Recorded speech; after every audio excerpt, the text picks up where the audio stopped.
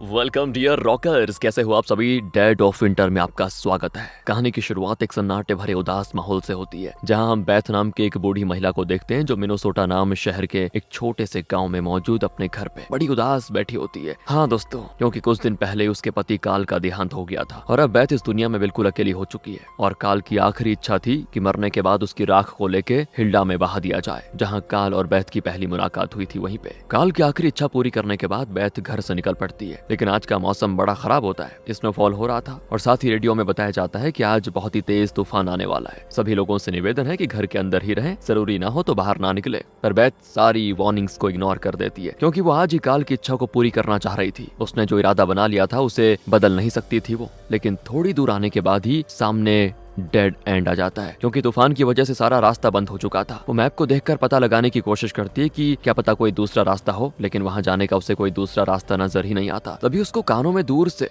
लकड़ियां काटने की आवाज गूंजती है। बेथ उसी आवाज का पीछा करती है, इस उम्मीद में कि शायद उस आदमी को लेक हिल्डा जाने का कोई दूसरा रास्ता पता हो। पर जैसे ही वो उस इंसान के पास जाती है, उसको दो खतरे की घंटी नजर आती है। पहले तो उस आदमी की गाड़ी में गन रखी हुई थी और दूसरा रास्ते में खून गिरा हुआ था। बेथ एक पल के लिए तो रुक जाती है, कहीं कुछ गड़बड़ ना हो। उसका दिल जोर जोर से धड़कने लग जाता है, लेकिन फिर भी वो हिम्मत जुटाकर उस आदमी के करीब जाती है। और वो आदमी जैसे ही बेथ को देखता है ना, मानो उसको हार्ट अटैक आ गया हो। एकदम से घबरा जाता है वो कि तुम कौन हो और यहाँ पे क्या कर रही हो। बेथ कहती है, देखो मैं रास्ता भटक गई हूँ, क्या तुम मुझे बता सकते हो कि लेक हिल्डा जाने का रास्ता कहाँ से है दूसरा। तो वो आदमी कहता है, दोस्तों एक्चुअली इस आदमी का नाम जेम्स है। वो कहता है कि उस पहाड़ी वाले रास्ते को फॉलो करो, तुम लेक हिल्डा पहुंच जाओगी। अब बेथ पूछना तो नहीं चाहती थी, फिर भी कह देती है कि जमीन पर खून गिरा हुआ है, क्या तुम्हारा है, क्या तुम ठीक हो। तो जेम्स कहता है, हाँ सब ठीक है, मैंने हिरन का शिकार किया था, बस उसी का खून है। तब जाकर बेथ को सुकून मिलता है कि मैं तो कुछ और ही सोच समझ रही थी। जिसके बाद दोस्तों वो उसी पहाड़ी वाले रास्ते की ओर बढ़ना शुरू कर देती है। लेकिन जेम्स की हरकत और उसकी बातों से साफ पता चल रहा था कि वो कुछ तो छुपाने की कोशिश कर रहा है। और अब सारे तूफानों को पार करते करते बेथ आखिरकार लेक हिल्डा पहुंच जाती है। वहां आने के बाद वो पुराने लम्हों में खो जाती है। वो भी तब जब जवानी के टाइम वो और काल अक्सर यहाँ पे घूमने आया करते थे। इस लेक से उनकी बहुत ज्यादा यादें जुड़ी हुई है, इसलिए उसको यहाँ पे आने पे एक अलग ही सुकून मिलता है, मानो काल भी अभी उसके पास हो। वो काल की राख को बॉक्स से निकालकर लेक में बहाने वाली होती कि तभी उसको गोली चलने की आवाज आती है। इससे घबराकर वो तुरंत अपनी गाड़ी के पीछे छुप जाती डर के मारे और देखने लगती है कि क्या हो रहा है। तो तब उसको नजर आता है जेम्स, जिसने लिजा नाम की लड़की को बंदी बना के रखा हुआ था और वो उसे गन पॉइंट पर लेकर अपने केबिन की ओर लेके जा रहा था। ये देखकर बेथ एकदम से घबरा जाती है कि इसका मतलब जेम्स झूठ कह रहा था। उसने हिरन का शिकार नहीं किया, बल्कि उसने किसी इंसान को मारा है और ये कोई किलर है जो लोगों का अपहरण करता है और फिर उन्हें मारता है। लेकिन दोस्तों बेथ को इस बात की खुशी थी कि वो खुद जेम्स के चंगुल से बच चुकी है, लेकिन उसी के साथ साथ उसको लीजा के लिए टेंशन भी होती है कि आखिर जेम्स पता नहीं उसके साथ क्या करेगा। बेथ खुद में ही कहती है कि नहीं नहीं यार, मैं उस लड़की को ऐसे नहीं छोड़ सकती, कैसे भी करके उसे जेम्स के चंगुल से बचाना होगा। फिर वो मदद लेने के लिए गाड़ी लेकर शहर की ओर निकल पड़ती है, और बदकिस्मती से उसकी गाड़ी एक जगह जाकर अटक जाती है दोस्तों। और अब मदद लाने का दूसरा कोई तरीका तो था नहीं, लीजा को बचाना है तो बेथ को ही कुछ करना होगा। इसलिए वो जेम्स के केबिन की ओर बढ़ने लगती है और वहां आने के बाद वो बेसमेंट के दरवाजे से अंदर झांकती है तो उसको सामने लीजा नजर आती है, जिसे बांध के रखा गया था। उसके हाथों में हथकड़ी है और मुंह पे टेप लगा होता है, लेकिन अभी तक वो जिंदा है। हाँ, उसे कुछ हुआ नहीं। बेथ उसको कांच पर लिखकर बताती है कि तुम्हें फिक्र करने की जरूरत नहीं है, मैं जरूर तुम्हें यहाँ से बाहर निकालूंगी, भरोसा रखो मुझ पे। इतना कहकर वो केबिन के अंदर जाने का रास्ता ढूंढने लग जाती है। अब केबिन के अंदर दोस्तों अना नाम की एक महिला आती है, जो कि असल में जेम्स की पत्नी है। यहाँ इन दोनों की बातों से हमें पता चलता है कि आखिर लीजा का अपहरण क्यों किया गया। तो असल में बात यह है कि अना का लिवर खराब हो चुका है, उसका लिवर ट्रांसप्लांट करना होगा। एक तो कोई डोनर नहीं मिल रहा, और अगर मिलेगा भी तो ट्रांसप्लांट के लिए इतने पैसे लगेंगे जितने अना और जेम्स के पास नहीं है। ऊपर से जल्दी ट्रांसप्लांट नहीं किया गया तो अना मर जाएगी। ये दोनों जब हॉस्पिटल में थे तब उन्हें लीजा के बारे में पता चला, जो कि परफेक्ट डोनर है अना के लिए। इसीलिए इन दोनों ने मिलकर लीजा का अपहरण कर लिया ताकि इसका लिवर निकाल सके। एक सर्जन है जो इलीगल ऑपरेशन अंजाम देता है, वो अना का दोस्त भी है। उसे बस वो लिवर चाहिए और वो अना का इलाज कर देगा बढ़िया। इसीलिए इन दोनों ने लीजा को पकड़ा हुआ है दोस्तों। अब इनकी बातों से हम ये तो जान पाते हैं कि जेम्स कोई किलर नहीं है, ना ही अना कोई किलर है। इन दोनों ने पहली बार किसी का अपहरण किया है। वैसे जेम्स को यह आइडिया बिल्कुल ठीक नहीं लग रहा था, लेकिन अना श्योर थी कि यह आइडिया काम करेगा क्योंकि उसे मरना नहीं है। तो अना जब केबिन के बाहर आती है, उसको जमीन पर गिरे हुए ग्लव्स दिखाई देते हैं, जिसे बेथ बैथ यहाँ पे भूल गई थी दोस्तों, उसी के साथ साथ कांच पे लिखा हुआ था वो मैसेज, वो भी अना को मिल जाता है। और सोने पे सुहागा, बैथ के पैरों के निशान भी बर्फ की चादर पे साफ साफ नजर आ रहे होते हैं। ये देखकर अना घबरा जाती है कि कोई तो है यहाँ। वो जेम्स से कहती है कि क्या तुम्हें लिसा का अपहरण करते हुए किसी ने देखा था? तो जेम्स कहता है देखा तो नहीं था, एक महिला थी लेकिन अपहरण करते हुए नहीं देखा उसने, वो सिर्फ एड्रेस पूछ रही थी तो मैंने उसको बता दिया। अना कहती है बेवकूफ कहीं के, उस महिला ने सब कुछ देख लिया, वो पुलिस को बताने गई होगी अब। और फिर ये देखिए दोस्तों, अना अपना स्नाइपर लोड करके केबिन से निकल जाती है ताकि नजर आते ही वो बैथ का काम तमाम कर दे। ये दोनों कदमों के निशान का पीछा करते करते तुरंत लेक हिल्डा के पास आ जाते हैं। वहाँ उनको एक छोटा सा टेंट जैसा कुछ केबिन दिखता है जहाँ बैथ आराम करने रुकी थी। जेम्स गन लेकर उसी केबिन की ओर बढ़ने लग जाता है ताकि बैथ को शूट कर सके, लेकिन दरवाजे के पास आते ही वो सीधा लेक के अंदर गिर जाता है, क्योंकि ये सारी चाल बैथ की थी दोस्तों। उसने जानबूझकर ग्लव्स और वो मैसेज और पैरों के निशान छोड़े थे ताकि ये दोनों उसका पीछा करते करते यहाँ पे आ जाए और जो उसने लेक के ऊपर बनी बर्फ को काट के रखा था उसमें गिरकर दोनों डूब जाए। ये सारा तमाशा दूर से बैथ देख रही होती है। अना जल्दी जल्दी जेम्स को लेके बाहर निकलने की कोशिश करती है, लेकिन एक तो माहौल एकदम से ठंडा, ऊपर से ऐसे ठंडे पानी में गिरना जेम्स को हाइपोथर्मिया का शिकार बना देता है। उसको बहुत ही ज्यादा ठंड लग जाती है। बैथ को पता था दोस्तों कि इन दोनों को संभलने में टाइम लगेगा और तब तक वो तुरंत केबिन की ओर भागती है ताकि लिजा को बचा सके। वो केबिन के अंदर आकर सीधे बेसमेंट में जाती है। उसे देखकर लिजा की तब जान में जान आती है, लेकिन लिजा को हथकड़ी से बांधा गया था और हथकड़ी खोलने का कोई सामान वहाँ पे मौजूद था नहीं, इसलिए बैथ ऐसा कुछ सामान ढूंढने लग जाती है जिससे हथकड़ी खोली जा सके। साथ ही वो एक और आइडिया लगाती है और जो भी चीज घर में जलाकर आग पैदा कर सकती थी सभी को पानी से भिगाकर सारे सूखे कपड़े भी पानी में डाल देती है ताकि वो दोनों अगर बचकर यहाँ घर में आ जाएं तो उनको कुछ भी गर्माहट ना मिले, कांपते रहे वो। और तब किस्मत से दोस्तों बैथ को वहाँ पे एक हथौड़ा नजर आ जाता है। वो जैसे उसे उठाती है तो दूर से अना स्नाइपर चला देती है और गोली सीधे बैथ के हाथ को बुरी तरह से घायल कर देती है। और क्योंकि अना यहाँ पे आ चुकी थी, उसे पता था कि बैथ ने ही उन्हें फंसाया, इसीलिए वो बैथ को तो छोड़ने वाली है नहीं। बैथ भी गाड़ी के पीछे छुपकर खुद को बचाने की कोशिश करती है, लेकिन अना की गोलियां रुकती ही नहीं दोस्तों। पर तब भी बैथ किसी तरह से गिरते पड़ते वहां से भागने में कामयाब हो जाती है। इसके बाद अना और जेम्स घर के अंदर आकर आग जलाने की कोशिश करते हैं, पर ना तो आग जलती है और ना ही सूखे कपड़े मिलते हैं। वो ठंडी से मर रहा था। जेम्स इधर बैथ भागकर अपनी गाड़ी के पास आती है और जरूरत का सामान ढूंढने लग जाती है ताकि वो जो खून बह रहा था उसे रोक सके,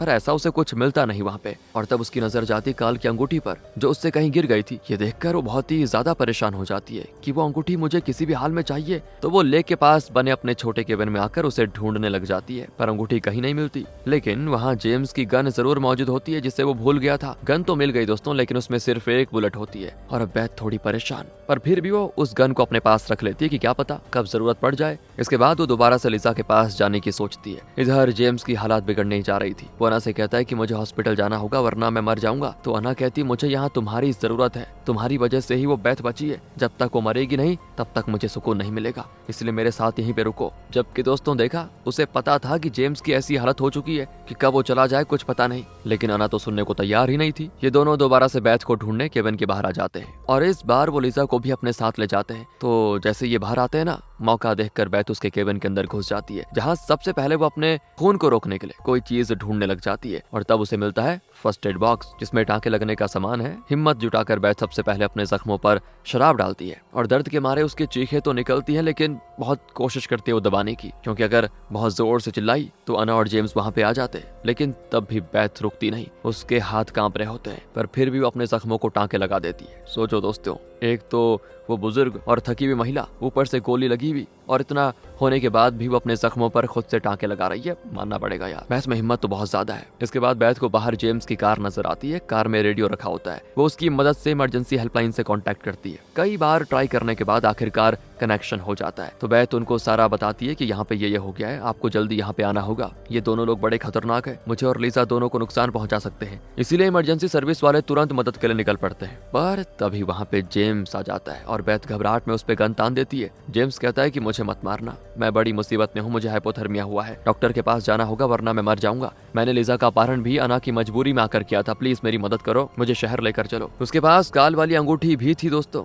जो उसको लेक के पास मिली थी। अब उसकी ऐसी हालत देखकर बैथ को उस पर तरस आ जाता है। वो उससे कहती है ठीक है तुम जा सकते हो, शहर पहुंचो तो तुरंत ही पुलिस को अना के बारे में बता देना। जिसपे जेम्स मान जाता है, क्योंकि उसके पास दूसरा कोई ऑप्शन था नहीं। और उसकी बात सही भी थी यार, कि उसने जो लिजा के साथ किया उसे मजबूरी में करना पड़ा अना की वजह से। जेम्स के पास कुछ बुलेट्स होती हैं और वो बेथ को देखकर तुरंत शहर के लिए आ जाता है। अब जेम्स जैसे थोड़ी दूर आता है ना, तभी वहाँ पे अना पहुँच जाती है, जो उसे रोक कर कहती है, अरे जेम्स ये क्या कर रहे हो तुम, मुझे अकेला छोड़कर जा रहे हो? मैंने तुम्हारे ऊपर भरोसा किया था लेकिन तुमने भरोसा तोड़ दिया मेरा। तो जेम्स कहता है, नहीं नहीं ऐसा कुछ नहीं है, मुझे शहर जाना होगा वरना मैं मर जाऊंगा, प्लीज मुझे जाने दो। पर पागल अना कुछ भी सुनने को तैयार नहीं होती, वो जेम्स को जाने ही नहीं देती दोस्तों। और इधर बेथ तो काफी टाइम से इमरजेंसी सर्विस वालों के आने के इंतजार में होती है। तब उसे ख्याल आता है कि अगर इमरजेंसी सर्विस वाले आ भी गए तो वो लोग मुझे ढूंढेंगे कैसे, उनको एग्जैक्ट लोकेशन तो पता नहीं होगी मेरी। इसीलिए बेथ एक आइडिया लगाते हुए सीधे अपनी खराब गाड़ी में आग लगा देती है ताकि धुएं की मदद से वो लोग उस तक पहुंच सके। और ये आइडिया काम कर जाता है। इमरजेंसी सर्विस से 2 बंदे पास ही में मौजूद होते हैं लेकिन उन्हें लोकेशन नहीं मिल रही थी, और जैसे वो धुएं की ओर आते हैं बेथ उन्हें देख लेती है। वो लोग उससे कहते हैं कि क्या तुम ही वो इंसान हो जिसने रेडियो पर हमसे बात की थी? तो बेथ कहती है, हाँ मैं ही वो हूँ। लेकिन उन दोनों को बेथ पर भरोसा नहीं होता। उन्हें शक है कि कहीं ऐसा तो नहीं कि बेथ ही वो महिला है जिसने लिजा का अपहरण किया और ये हमसे झूठ बोल रही हो, क्योंकि दोस्तों उन्होंने बेथ के पास गन देख ली थी। वो कहते हैं कि अपनी गन हमारे हवाले करो तब जाकर तुम्हारी बातों पर यकीन होगा। बेथ कुछ कर भी नहीं सकती थी, इसीलिए वो अपनी गन उनको दे देती है और बेथ की बताई गई लोकेशन के हिसाब से ये लोग जेम्स के केबिन तक आ जाते हैं। और यहाँ आते ही दोस्तों उन्हें जेम्स की गाड़ी खड़ी नजर आती है। इमरजेंसी सर्विस वाले बेथ को गाड़ी में रुकाकर चेक करने जाते हैं, लेकिन जैसे ही दोनों करीब आते हैं अंदर उनको जेम्स की लाश दिखाई देती है। इलाज न मिलने की वजह से आखिरकार वो मर ही गया, पर अना ने उसको जाने नहीं दिया डॉक्टर के पास। दोस्तों अपने आप को बचाने के लिए उसने जेम्स को मार दिया, मरने दिया मतलब। तभी दूर से अना स्नाइपर चलाकर उन दोनों बंदों की मौके पर हत्या कर देती है। और ये देखकर अब बेथ की हालत खराब, वो तुरंत ही उन दोनों बंदों की कार से अपनी गन निकालती है और अंधाधुंध अना पर गोलियां बरसाती है, जहाँ एक गोली तो सीधे अना के पैर को घायल कर देती है। लेकिन तब भी अना उसको पकड़ लेती है दोस्तों, और उसे भी बेसमेंट के अंदर लिजा के साथ कैद कर देती है। बेथ बचाने तो आई थी लिजा को, लेकिन अब खुद भी लिजा के साथ हथकड़ी से बंधी हुई है। लिजा समझ चुकी थी कि बेथ भी उसको नहीं बचा पाई, अब वो भी मरेगी और मैं भी। लिजा को घबराए हुए देखकर बेथ उसको दिलासा देती है कि तुम्हें डरने की जरूरत नहीं है, हम देखना यहाँ से जरूर बाहर निकलेंगे। वो उसे हौसला देते हुए अपनी पुरानी यादें बताती है कि जब मेरे दादाजी जिंदा थे ना, उन्हें शिकार करने का बड़ा शौक था। एक बार वो शिकार करने गए, रास्ते में इतना बड़ा तूफान आया कि वापस आना नामुमकिन लग रहा था, पर दादाजी ने हार नहीं मानी, कोशिश करते रहे वो। उनकी यही कोशिश उन्हें मौत से दूर और जीत के करीब लेकर आई, और सारे तूफानों को पार करके उन्होंने खुद को बचा लिया। इसलिए लिजा हमें भी हिम्मत नहीं हारनी चाहिए, चाहे तूफान कितना ही बड़ा क्यों ना हो, हम जरूर बाहर निकलेंगे। वो अपने जूते निकालकर सामने की ओर फेंकती है दोस्तों, जहाँ एक शेल्फ के ऊपर एक टीन का बॉक्स रखा होता है। बेथ वही बॉक्स हासिल करना चाहती थी। थोड़ा ट्राई करने के बाद वो बॉक्स नीचे गिर जाता है, तो बेथ उस बॉक्स के हैंडल को तोड़कर उसके कोने से अपने आप को हथकड़ी से आजाद करने लग जाती है। और किस्मत से यार ये प्लान काम कर जाता है। वो खुद को आजाद कर चुकी थी, ये होते ही वो बाहर जाने का रास्ता देखती है, लेकिन अन्ना ने दरवाजे को लॉक कर दिया था, तो बेथ बेसमेंट वाले दरवाजे को तोड़ने लगती है, जो थोड़ी मेहनत के बाद टूट भी जाता है। पर जब वो लिजा को हथकड़ी से बाहर निकाल रही होती है, तभी वो अन्ना आ जाती है दोस्तों, और वो उससे कहती है कि बहुत शातिर बुढ़िया हो तुम, इस उम्र में इतना बड़ा कारनामा कर दिखाया, बहुत ही गजब की बात है, लेकिन अब तुम कुछ भी क्यों ना कर लो, मुझसे नहीं बच पाओगी। वो बेथ को गन पॉइंट पर उसको एक बड़ा सा बॉक्स घसीटते हुए टेंट के पास ले जाने को कहती है, और उसी बॉक्स के अंदर दोस्तों लिवर रखा हुआ है ऑपरेशन के लिए। अन्ना बेथ से कहती है जल्दी से बॉक्स खोलो और लिजा को टेप से टेबल पर बांध दो। लिजा विनती कर रही थी कि मुझे छोड़ दो, मैंने तुम्हारा क्या बिगाड़ा, लेकिन बेथ भी मजबूर थी दोस्तों। वो टेप से लिजा को टेबल पर बांधना शुरू कर देती है, और जैसे ये काम होता है ना, अन्ना सीधे बेथ पर गोली चला देती है। हाँ दोस्तों, उसने सिर्फ बेथ का इस्तेमाल करने के लिए उसको अभी तक जिंदा छोड़ा था, काम होते ही निपटा दिया। लेकिन बेथ मरी नहीं थी, क्योंकि वो अपने जैकेट के अंदर काल की अस्थियों वाला बॉक्स रखी हुई थी, उसी पर गोली लगी थी और बेथ बच गई। आज मरने के बाद भी काल ने उसे बचा लिया, लेकिन अन्ना को तो लग रहा था कि बेथ मर चुकी है, इसलिए वो लिजा के लिवर को निकालने लग जाती है। लेकिन तब बेथ दोबारा से खड़ी होकर अन्ना को धक्का मारकर गिरा देती है। अन्ना को तो यकीन ही नहीं होता कि ये कैसे बच गई, इसीलिए फिर वो बेथ से लड़ने लग जाती है। दोनों के बीच खूब लड़ाई होती है दोस्तों, और लड़ते लड़ते ये दोनों टेंट के बाहर आ जाते हैं। पर इनकी लड़ाई की वजह से वहाँ रखा लालटेन टूट चुका था, जो कि पूरे टेंट को अपनी चपेट में ले लेता है, जला रहा था। बाहर अन्ना और बेथ की लड़ाई, और अंदर लिजा टेप से बंधी हुई थी, जो कि टेंट को जलते हुए देखकर बहुत ज्यादा डर जाती है कि मैं बाहर नहीं निकली तो मर जाऊंगी, इसीलिए वो खुद को छुड़ाने में लग जाती है। इधर अन्ना को वो अस्थियों वाला बॉक्स मिल जाता है। वो समझ चुकी थी कि इसी बॉक्स ने बेथ को बचाया है। अन्ना कहती है पति तो मर गया, लेकिन मरने के बाद भी अपनी पत्नी को बचाने में लगा हुआ है। तुम दोनों का प्यार इतना ही अटूट है, तो क्यों ना तुम दोनों को एक बार फिर से मिला दिया जाए। और ये कहकर वो बेथ को घसीटते हुए लेक के पास लेके जाती है और उसे अंदर डुबोने की कोशिश करती है, ताकि बेथ मरकर काल से जाकर मिल जाए। बेथ बेचारी अपने आप को कई बार बचाने की ट्राई करती है, लेकिन हर बार वो सफल रहती है। मार खा खा कर उसमें हिम्मत नहीं थी, और यही मौका देखकर अन्ना जैसे ही उसको लेक में गिराने वाली होती है कि तभी लिजा खुद बाहर निकल आ जाती है टेंट से, और अन्ना का ध्यान जैसे लिजा की तरफ जाता है, कि आखिर ये कैसे बच गई। तभी बैथ, जिसका एक हाथ हथकड़ी से बंधा हुआ था और एक हाथ की हथकड़ी खुली हुई थी, उसी खुली हुई हथकड़ी को वो अना के पैरों में बांध देती है।